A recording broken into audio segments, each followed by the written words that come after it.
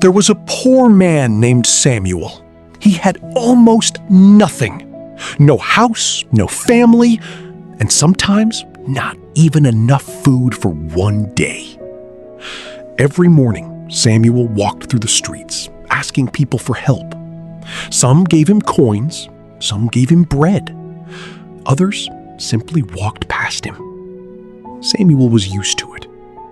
But one morning, something happened that changed his life. That morning, Samuel had not eaten anything. His stomach was empty. His legs felt weak. He walked through the market, hoping someone would give him something to eat. After hours of asking, an old shopkeeper finally gave him a small piece of bread. It wasn't much, but to Samuel, it was everything. He held the bread tightly. He looked at it. Then he smiled. At least I won't sleep hungry tonight.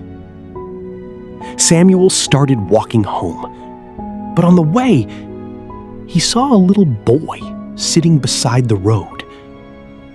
The boy looked tired. His clothes were dirty. His face was pale. Samuel stopped. The boy was staring at the bread in Samuel's hand. Samuel noticed. He looked at the bread, then he looked at the boy. For a moment, he said nothing. His stomach was already hurting from hunger. He could eat the bread himself. He needed it. But the boy looked even weaker than him. Samuel slowly walked toward him. "Are you hungry?" he asked. The boy nodded. "Where is your mother?" The boy looked down. "She hasn't eaten either." Samuel's heart became heavy. He looked at the bread again.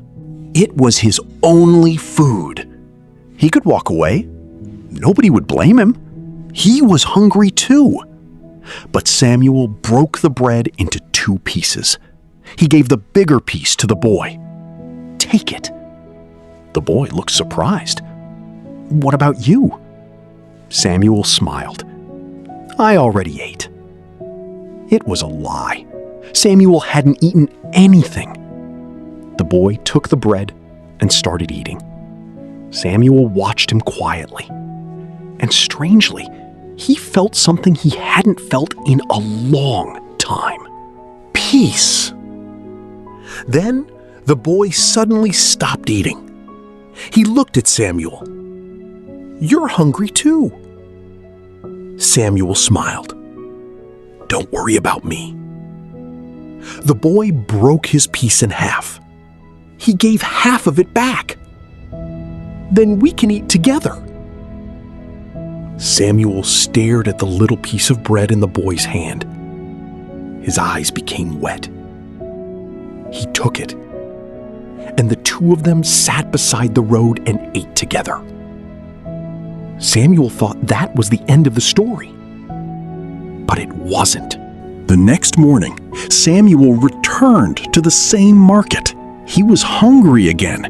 He began asking people for help. But something was different.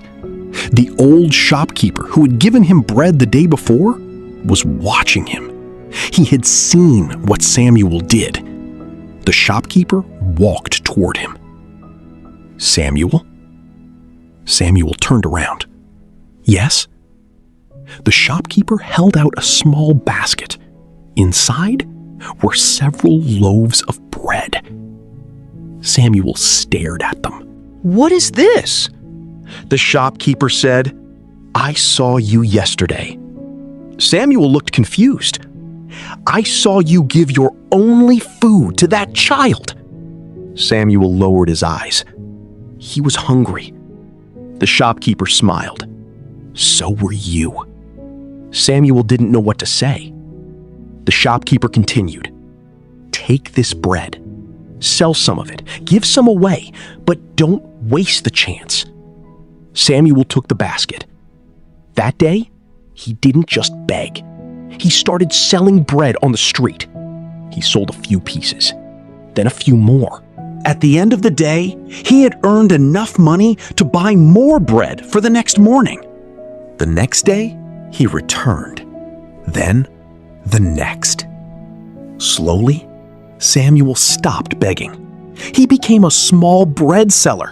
He worked hard, he saved money, and whenever he saw someone hungry, he remembered the little boy. Years passed.